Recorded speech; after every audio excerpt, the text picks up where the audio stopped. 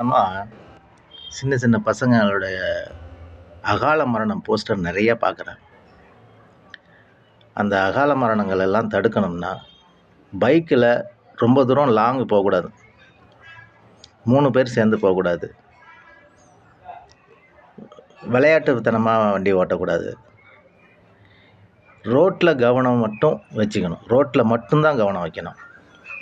செல்ஃபோனில் பேசுகிறது, பின்னாடி இருக்கிறவங்கள்ட்ட பேசுகிறது, இதெல்லாம் இருக்கும்போது நீங்கள் ரோட்டில் உங்கள் பின்னாடி என்ன வண்டி வருதுங்கிறது கான்சன்ட்ரேட் பண்ண முடியாது. அதே மாதிரி வேகத்தடை வரும்போது தூரத்திலே முதல்லே பார்த்துட்டு அட்வான்ஸாக பிரேக் பண்ணி லெஃப்ட் போயிடணும். ஏன்னா ஒரு வேளை ஏதோ ஒரு வண்டி உங்கள் பின்னாடி வந்து அது பிரேக் நிற்காமையோ இல்லை அந்த டிரைவர் கவனிக்காமலையோ வந்தால் நீங்கள் சென்டரில் பிரேக் போட்டிங்கன்னா உங்களை தூக்கிடுவான். நீங்கள் லெஃப்ட்டில் போய் ஸ்லோ பண்ணிங்கன்னா, சப்போஸ் அவங்க வந்து வேகமாக ஏறி போகிற மாதிரி ஒரு சூழ்நிலையாக இருந்தாலும் அதில் ஏறி கூட போயிடுவான். உங்களோட உயிர் தப்பிக்கும்.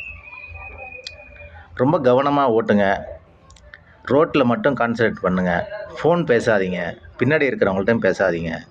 லாங்கு போகாதீங்க. குடிச்சிட்டு வண்டி ஓட்டாதீங்க. ஹெல்மெட் பக்காவாக போட்டுங்க. இந்த பயண நேரம் மட்டும் நமக்கு வந்து ரொம்ப முக்கியமாக அந்த அந்த நேரத்தை மட்டும்தான் பாஸ் பண்ணணும். அது வரைக்கும் நீங்கள் கவனமாக இருந்துட்டா போதும். அதுக்கப்புறம் நீங்கள் நிப்பாட்டிட்டோ இறங்கிட்டோ இல்லை போய் சேர வேண்டிய இடத்துல சேர்ந்தது பிறகோ உங்களோட வேலையெல்லாம் பார்த்துக்கலாம், ஃபோன் பேசலாம், எல்லாமே செஞ்சுக்கலாம். அந்த பயண நேரம் மட்டும் ரொம்ப கவனமாக இருக்கணும். ஏன்னா இப்போ எங்கே பார்த்தாலும் விபத்துகள் அதிகமாக இருக்குது. வண்டி ஓட்ட தெரியாதவங்களாம் ஓட்டிகிட்டு இருக்கான். அதனால் நாம் தான் கவனமாக இருக்கணும்.